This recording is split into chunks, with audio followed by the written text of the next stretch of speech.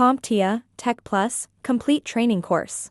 Exam Objective 2.2. Explain the purpose of common internal computing components. BIOS.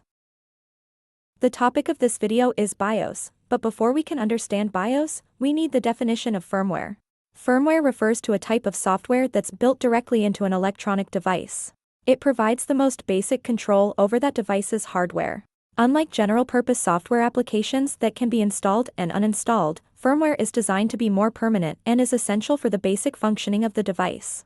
Firmware is responsible for managing and controlling various hardware functionalities, such as booting up the device and controlling input and output operations.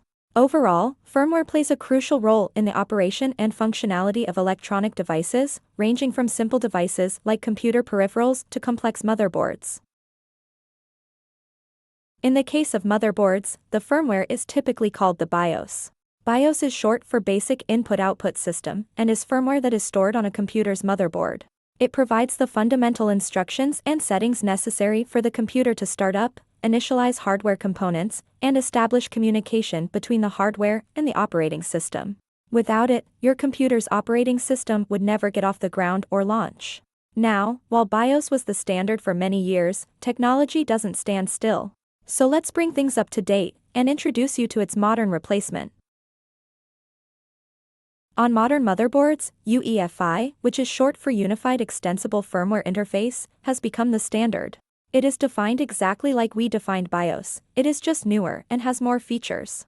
UEFI offers enhanced features and capabilities compared to the older BIOS, including support for larger storage devices, faster boot times, and options for a more secure boot-up process. Additionally, when making configuration changes to the firmware, you will be provided with a graphical user interface, known as a GUI, instead of the text-based interface that was available with BIOS. Here we have a BIOS configuration screen. For now, just notice the text-based interface.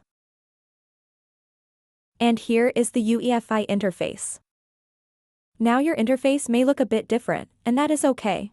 I just wanted to give you an idea of what to expect when accessing the BIOS or UEFI for configuration purposes. As for accessing the BIOS or UEFI on a computing device, you will need to start or restart your computer. Once powered on, your computer will only be able to access the BIOS or UEFI for a brief period of time. Once the BIOS or UEFI initializes and launches your operating system, the window of time will have closed. Look for a key prompt during the boot process. As your computer starts up, pay attention to the screen for any messages that indicate which key to press to access the BIOS or UEFI settings.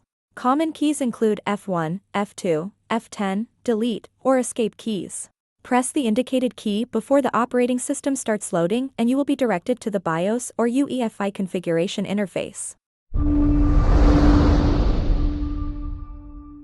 Thank you for watching. Subscribe for more great content.